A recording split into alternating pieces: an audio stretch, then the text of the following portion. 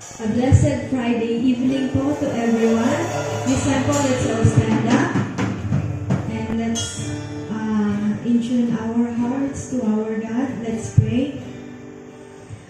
Heavenly Father, we come into your holy presence today, Lord God.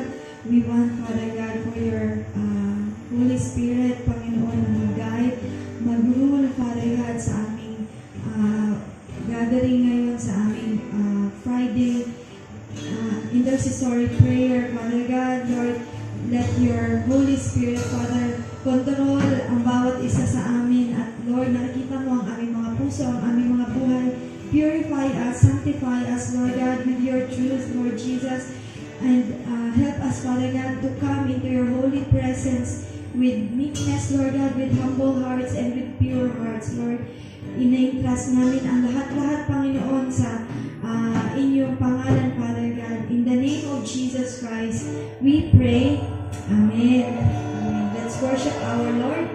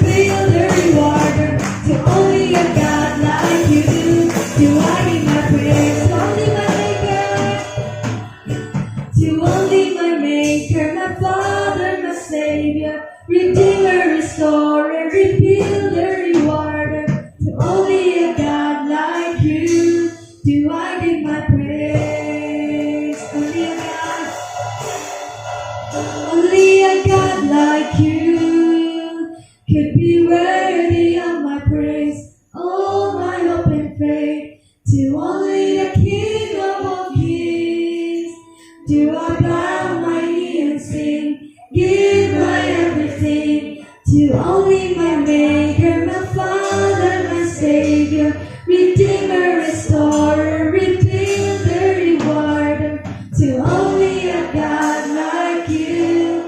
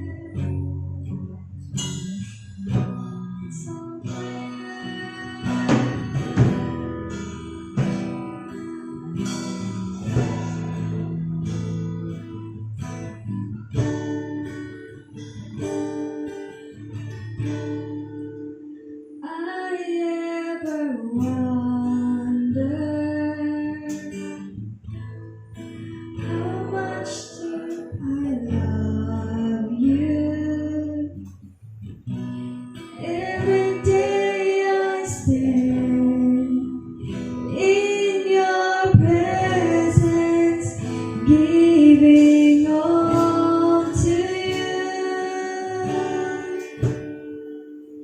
I never want to be far away from you.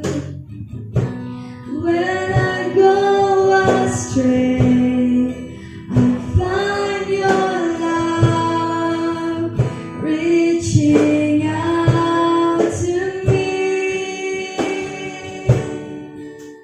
Jesus, I'm in love with you. Jesus, I'm in love with you. Take me deeper, deeper in love with you. Jesus, I want Jesus, I want more of you. Jesus, I want more of you.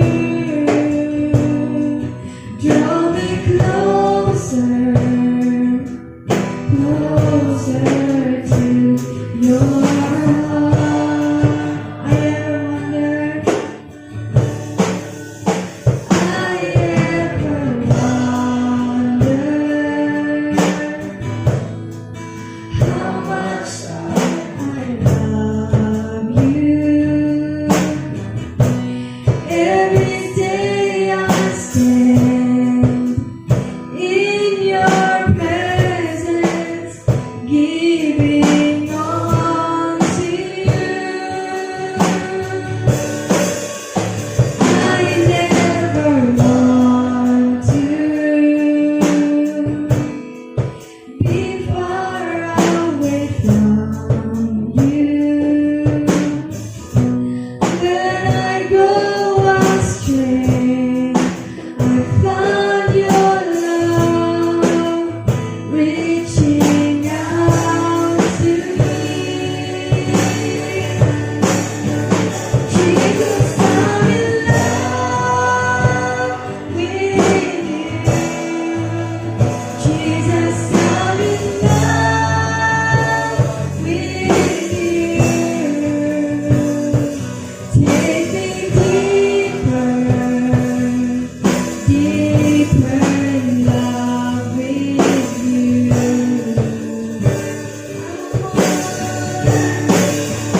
Jesus, I want more of you. Jesus, I want more of you. Draw me closer, closer to your heart. Jesus, I'm in love. Jesus, I'm in love with you. Jesus, I'm in love with you. Take me deeper in love with you.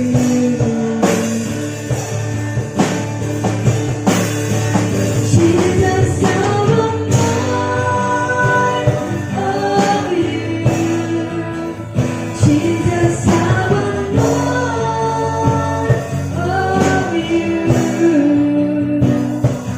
Draw me closer, closer to your heart. How much do I love you? So much that my heart can live without. How much do I love you? So much that I'll give my life to you. How much do I love you?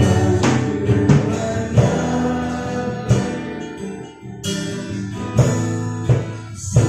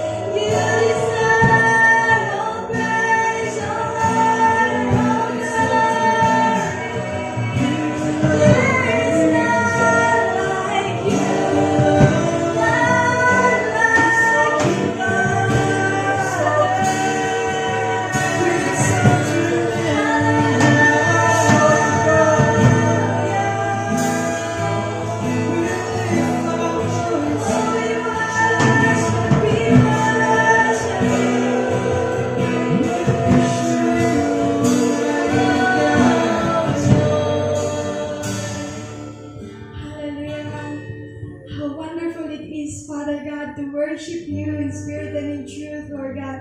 There is none like you. There is none besides you, Father God. You are our portion, Lord. You are the one that we seek. We love you so much, Lord Jesus. Take us deeper and closer into you, Father. We bless your name. In Jesus' name we pray. Amen.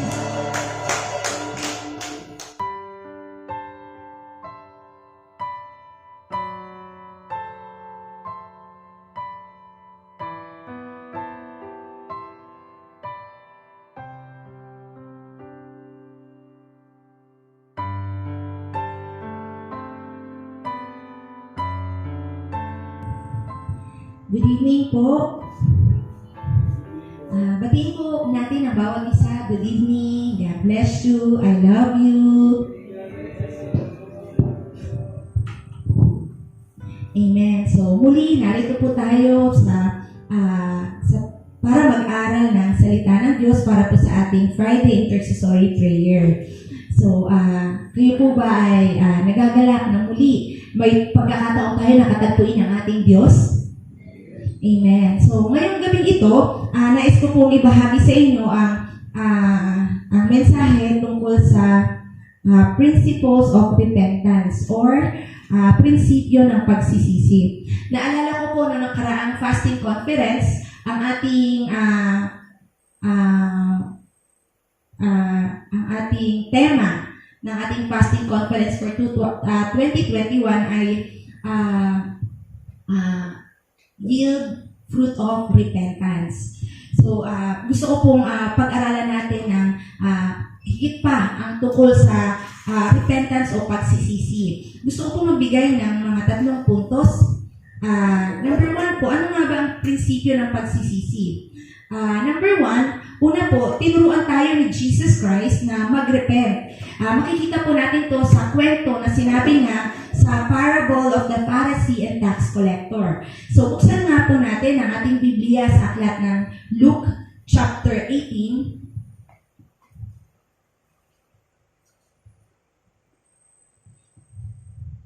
Luke chapter 18 verse 9, verse 10 hanggang verse 14.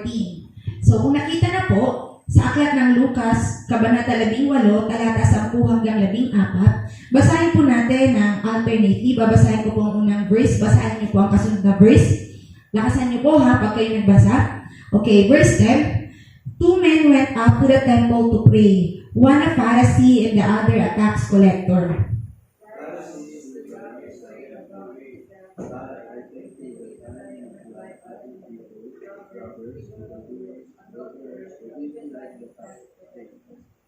I fast twice a week and give a tenth of all I get.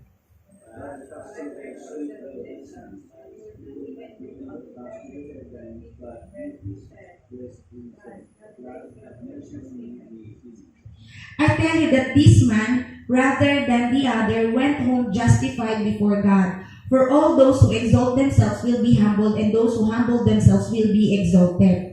Naniniwala po ako na isa sa mga prinsipyo ng pagsisisi ay ang pagpapakumbaba sa harapan ng Diyos. Unang-una po, kung nais po natin na tayo ay humingi ng tawad sa Panginoon, unang-unang lapitan natin ang Panginoon. So, sabi nga sa kanyang salita, God opposes the proud and gives grace to the humble. Pag tayo po ay nagsisi, ibig sabihin po, aware tayo. Alam natin, tinatanggap natin na tayo ay may pagkukulang, may pagkakamali at may kahinaan. Kaya naman, tayo ay lumalapit sa Diyos. Nangangahulugan lamang po noon na sinasabi natin sa Kanya na kailangan natin ng tagapagligtas. Amen po ba? So, pag tayo po ay nagsisisi, we have to repent. We have to repent and admit that we need a Savior, na kailangan natin ng tagapagligtas. And when we repent, we humbly come before God. Lalapit tayo sa harapan ng Diyos ng may pagpapakumbaba at aaminin natin ang ating mga pagkukulang, pagkakasala at pagkakamali. So, when we repent po ng may pagpapakumbaba, pag tayo po ay nagsisisi ng may pagpapakumbaba, ibig sabihin, meron tayong broken heart.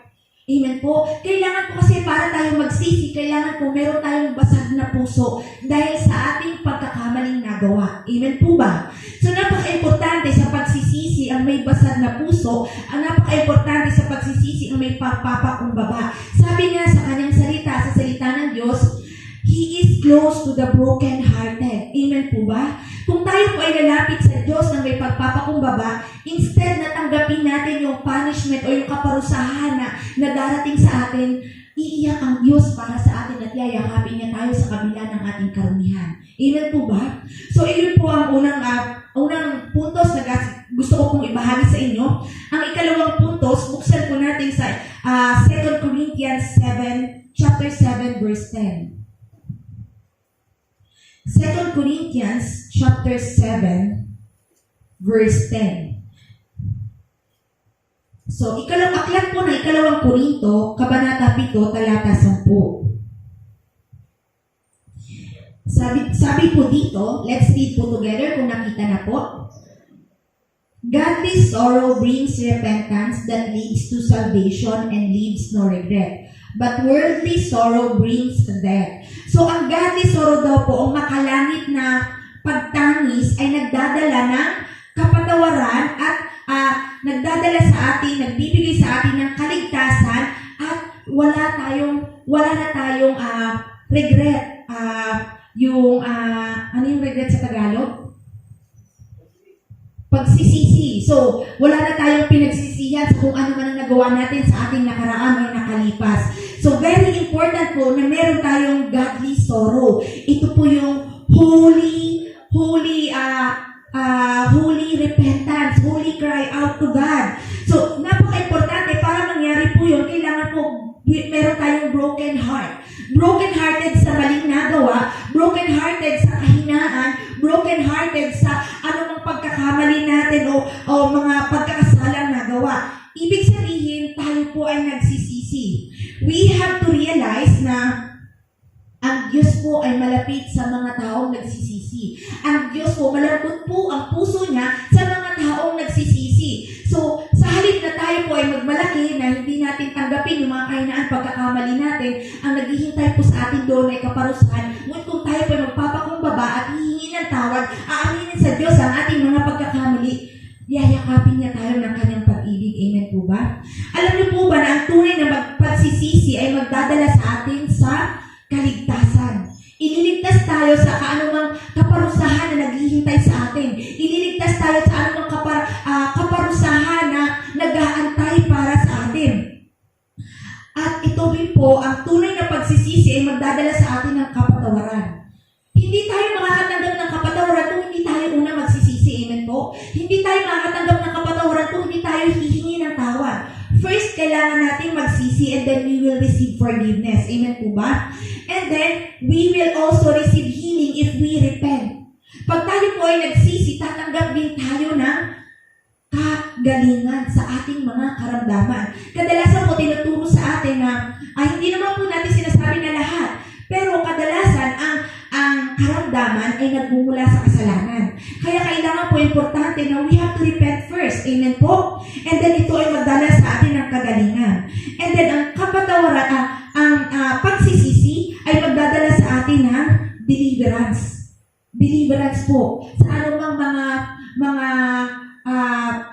gawa ng kaaway. Deliverance sa anumang mga temptation ni Satan. Deliverance sa anumang mga atake ni Satanas sa buhay natin. Kaya importante po ang pagsisisi. And then, ang tunay na pagsisisi ay magdadala sa atin ng restoration. Ng tunay na ibabalik sa atin ng Diyos ang tunay na plano niya para sa atin. Ang tunay na sitwasyon natin sa harapan niya. And then, ang tunay na pagsisisi ay magdadala sa atin ng revival. Magkakaroon ng spiritual revival sa ating puso, sa ating buhay. Ang tunay na pagsisisi ay magdadala ng pagpapala sa buhay natin. Sapagkat tatanggalin ng Diyos ang mga bagay na hindi magaganda. Ang mga kasalanan, ang mga kadiliman, ito ay humahadlang sa pagpapala ng Diyos. Parang ito ay madilim na ulap na humahadlang doon sa liwanag ng araw sa buhay natin. Ito ang kasalanan ay madilim na ulap na humahadlang doon sa presensya ng Diyos sa buhay natin. Humahadlang doon sa tunay na pagpapala ng Panginoon sa buhay natin. At ang tunay na pagsisisi ay magdadala ng buhay para sa atin. Buksan po nga natin sa Aklat ng Gawa, Kabanata 11, talata 18, Acts chapter 11, verse 18.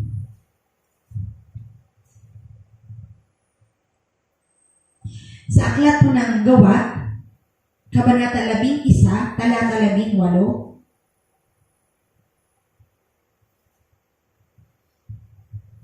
nakita na po. Basahin po natin ang sabay-sabay. Begin. When they heard this, they had no further objections and praised God, saying, "So then, even to Gentiles, God has granted repentance that leads to life." Ibinigay ng Diyos kahit sa mga hintil, kahit sa mga hindi Israelita, ang kapatawaran na nagdadala ng buhay. Amen po. Kung maalala po natin yung John 3:16, gayon na lang ang pag-ibig ng Diyos sa sanlibutan, kaya binigay niya ang kanyang bugtong na anak na si Jesucristo upang tayo ay bigyan ng kaligtasan at kapatawaran sa ating mga kasalanan. At sa pamamagitan nun, ito ay magdadala sa atin ng buhay na walang hanggan. Amen po ba? Kaya, napaka-importante mga kapatid. Una, tayo magkaroon ng pagpapakumbaba sa harapan ng Diyos. Aminin natin ang ating mga pagkukulang at pagkakasala at tayo ay dapat na magkaroon ng broken heart sa harapan ng Diyos. Tayo ay magkaroon ng godly sorrow. Amen po. Makalangit na pagtangis dahil sa ating mga kahinaan, dahil sa ating mga pagkakamali at pagkukulang. Pangatlo po, gusto ko pong ibahagi sa inyo kung ano po ang naging resulta ng mga pagsisisi na iyon ayon sa Biblia. So, ano po ba ang naging resulta? Una po, kung maalala natin ang kwento ni Propeta Jonah. Buksan po muna natin sa aklat ng Jonah, chapter 3, verse 10. Naalala niyo po, sinabi ng Panginoon ng Diyos kay Jonah, pumunta ka sa Ninive. Sabihin mo na wawasakin na ng Diyos ang bansang Ninive dahil sa kanilang mga kasalanan. At una tumanggi si Jonah, kaya kinain siya ng malaking isda. Di ba? Yan po yung alam natin na kwento. Pagkatapos ng 3 araw doon sa loob ng isda na yun, si Jonah ay nagsisi, kaya inilabas siya at dinala siya sa Ninive ng isda na yun. At ano pong nangyari? Naghayag siya ng mensahe ng Diyos sa mga taga-Ninive. So ang mga taga-Ninive, nung marinig nila yung mensahe ng Panginoon, sila ay nagkaroon ng pagsisisi. Sila ay natakot sa darating na kaparusahan at sila ay nagsisi sa kanilang mga kasalanan. Maski yung mga hayop, pinagdamit nila ng saklot para ipakita ang kanilang pagsisisi. Ano ang ginawa ng Diyos? Pagkatapos na makita ng Diyos ang pagsisisi na iyon. So buksan po natin sa aklat ng Jonah, chapter 3, verse 10. Let's read po together, believe. When God saw what they did and how they turned from their evil ways, He relented and did not bring on them the destruction He had threatened. Dahil po sa pagsisisi, paghingi ng tawad ng mga taga-Ninive, hindi po tuluyang pinadala ng Diyos ang kanyang kaparusahan sa kanila. Amen po. Nabagbag ang kalooban ng Panginoon sa pagpapakumbaba ng mga taga-Ninive. Amen po ba? So, ikalawang kwento po, ito naman po ay tungkol, alam ko po na ito ay, ang tao na ito ay sobrang makasalanan sa lumang tipan. Siya po ay isa sa pinakamasamang hari sa lumang tipan sa bansang Israel. Ngunit, nagkaroon din po siya ng isang beses sa kanyang buhay na kung saan siya ay nagsisi. Buksan po natin ang ating Biblia sa unang hari, 1 King. 1 King chapter 21, verse 27 hanggang 29. Ito po si Haring Ahab or Ahab ng bansang Israel. Siya yung asawa ni Jezebel. So masasabi natin na siya isa sa mga pinakamasamang hari ng Israel. Itong may kasalanan siyang ginawa. Ano pong ginawa niya? Pinapatay niya si Nabot para makuha ang kanyang lupain. Ang lupain ni Nabot. At nagpadala ng propeta ang Diyos kay Ahab para siya ay i-review. At ano po ang ginawa ni Ahab nung marinig niya ang rebuke na yon? Basahin po natin sa 1 Kings chapter 21 verse 27 hanggang 29. Basahin po natin ang sabay-sabay.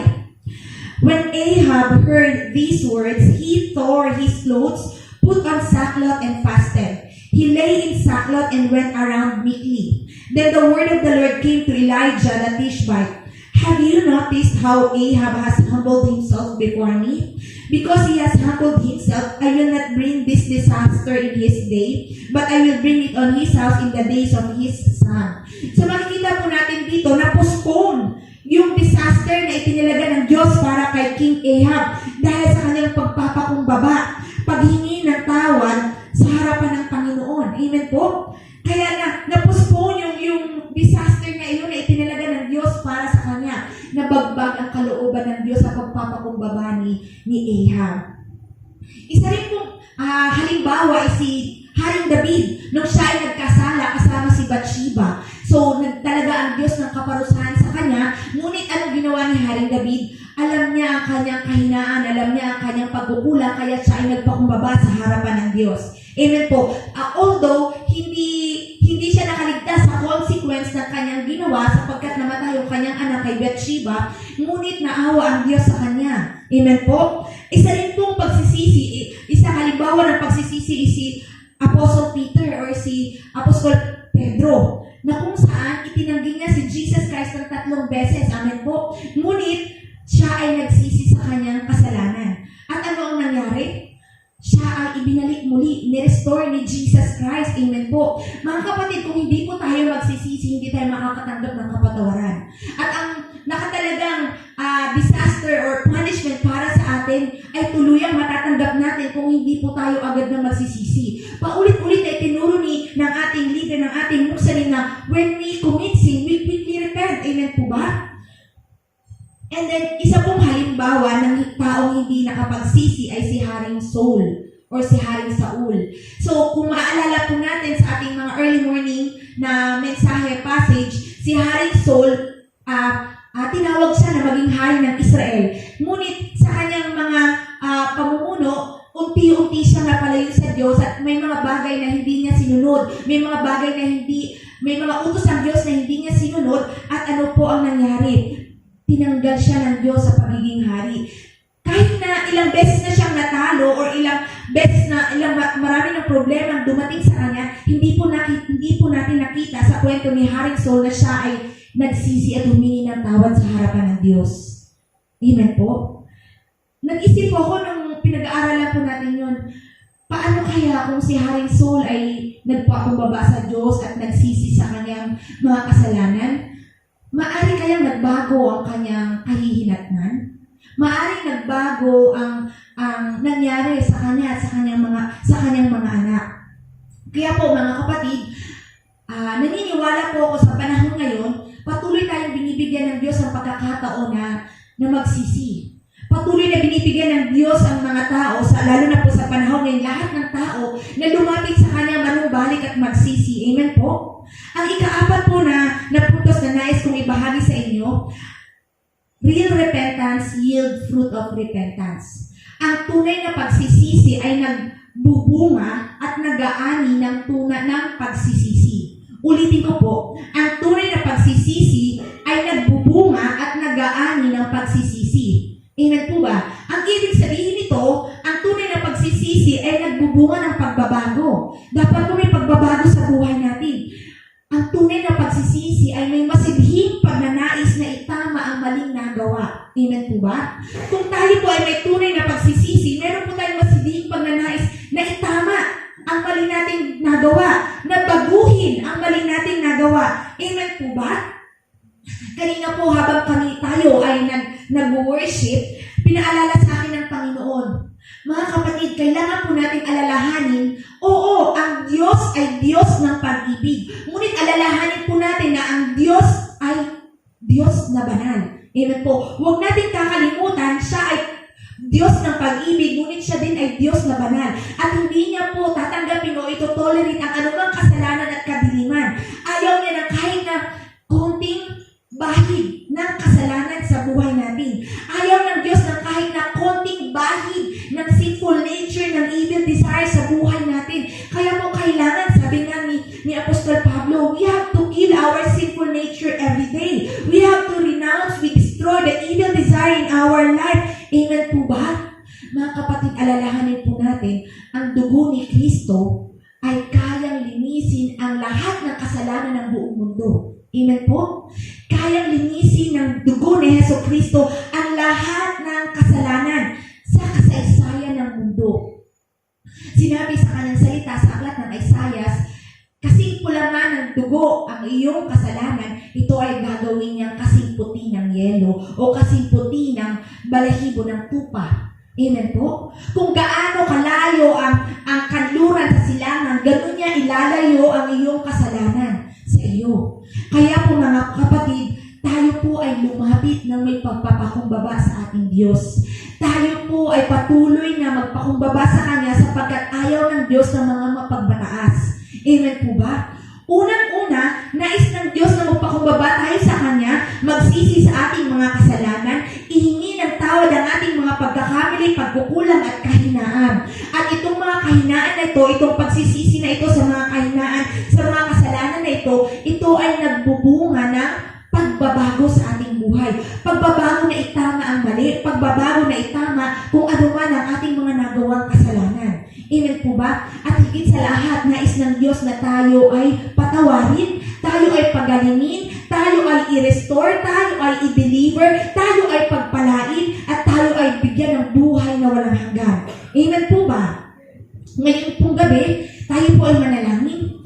Ipanalangin po natin na kung ano man ang ating mga pagkakamaling nagawa, alalahanin po natin ito at patuloy natin ihingi ng tawad sa ating Panginoon. Amen po. Mga pagkakamali, lantad man yun o di lantad, mga sa pamamagitan man ng ating pananalita, sa pamamagitan ng ating pag-iisip, sa pamamagitan ng ating mga gawa, ihingi po natin ng tawad sa ating Panginoon. Amen po ba? At ganoon din naman, unang-una, pag tayo ay nagpakumbaba sa ating Diyos, ito ay nagdadala ng pagbabago sa ating buhay. Pagbabago sa ating puso, pagbabago sa ating pag-uugali, pagbabago sa ating pag-iisip, at pagbabago sa ating kinabukasan. Amen po. Kaya naisin natin na magsisi at magpakumbaba sa ating Panginoon. Amen po ba? This time po, tayo po ay mag-pray. Alalahanin po natin ang ating mga pagkakamaling nagawa sa ating Diyos. Maging ang mga kahinaan na meron tayo, ihingi po natin ng tawad sa ating Diyos. Maaari po bang kantahin po muna natin yung Create in Me a Clean Heart? Pwede po bang may tugog po? So let's sing po, Create in Me a Clean Heart, O God. Kantahin po natin ito ng may panalangin sa ating puso, ng may malalim na pagpapakumbaba sa harapan ng Diyos. Maaari niyo po ba akong tulungan kumanta? Minister, salamat po.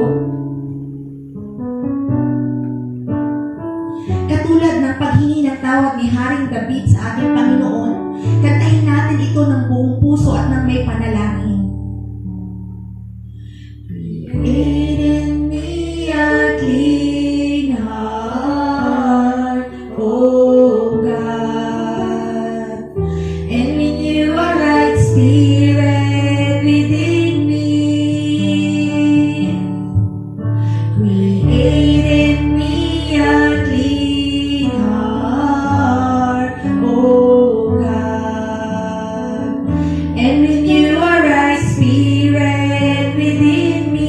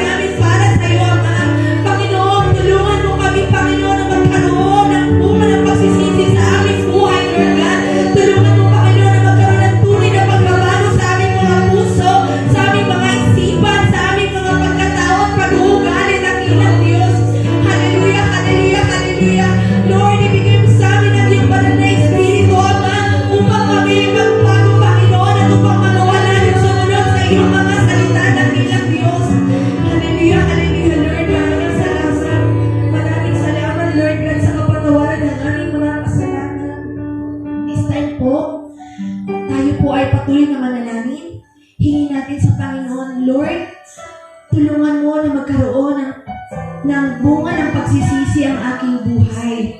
Tulungan mo na mag-ani ako ng tunay ng bunga ng pagsisisi. Tulungan mo na mag-ani ako ng bunga ng pagbabago sa puso ko, sa pag-iisip ko, sa pag-uugali ko, sa pananalita ko, sa aking mga gawa. So this time tayo po mag-pray. Let's go, Jesus, one time begin. Jesus!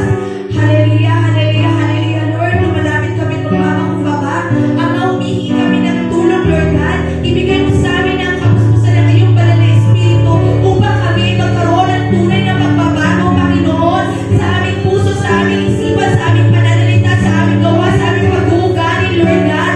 Hallelujah, sapagkat sa sarili namin kalakasan, hindi namin kaya magbago, Panginoon. Lord, isinusuko namin sa iyo ang lahat. We lay down all our crowns at your feet, Jesus Christ. Lord, tulungan mo kami na sa taon na ito, magkaroon kami ng pagkani ng tunay na pagsisisi, Lord God, at tunay na pagbabago, Lord God, sa aming buhay, sa aming pananampalataya, Lord God.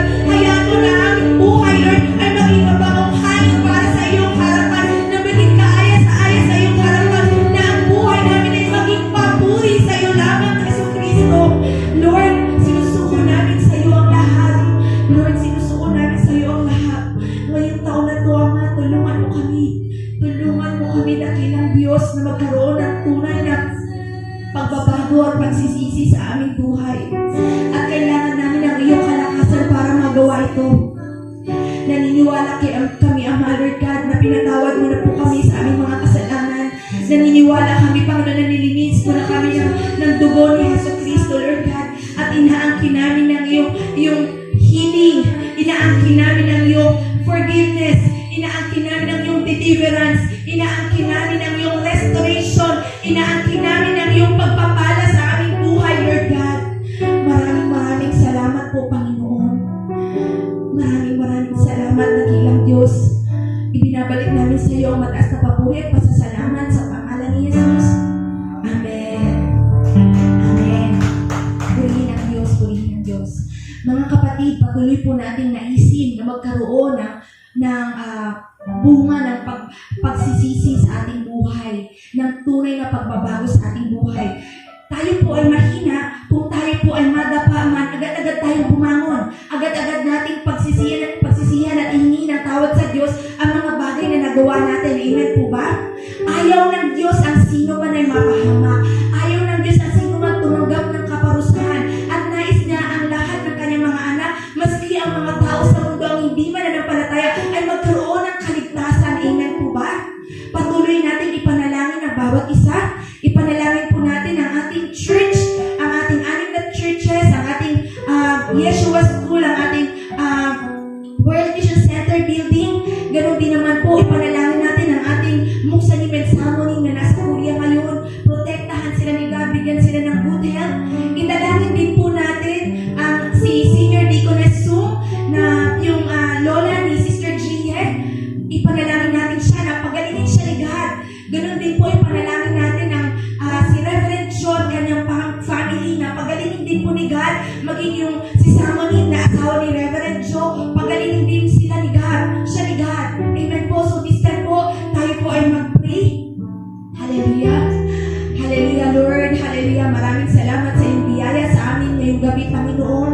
Lord, patuloy namin dinadalangin ang aming simbahan, Lord God. Patuloy mo pong protektahan ang iyong simbahan, Panginoon, ang iyong templo, Lord God. At patuloy mo pong tulungan, Lord God, na kumilos ang iyong simbahan na magbahagi ng iyong salita sa lahat ng tao sa kabila ng pandemic na ito, na patuloy mo pong bigyan ng revival, Panginoon, ang iyong church, Father God. Patuloy mo pong i-bless ang aming Yeshua School, ang aming World Mission Center meeting, Lord. I-bless mo po ang aming mga workers, ang aming mga laborers, si Brother Danny, Lord God, si Pastor Ruel, Lord God, maging Panginoon, Lord, ang aming mga supporter, pagpalain mo mga buhay nila, protektahan mo sila, maging, Lord Jesus Christ, ang aming Yeshua School, ang si Minister Diana, ang mga teachers, ang mga students doon, Lord God, patuloy mo pong i-bless at ingatan, Lord God.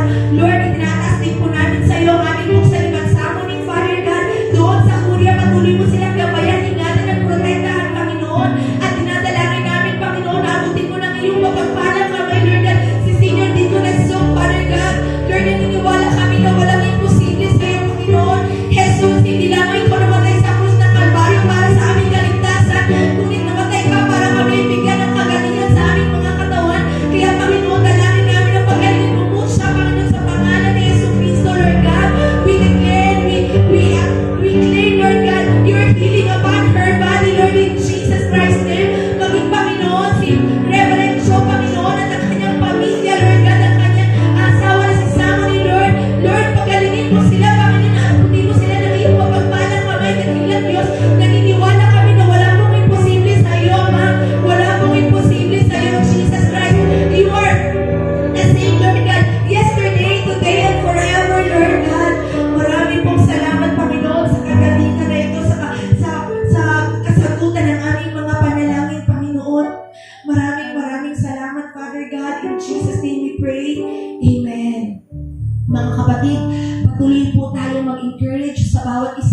patuloy po natin anihin ang bunga ng pagbabago at bunga ng pagsisisi sa ating mga buhay. Amen po.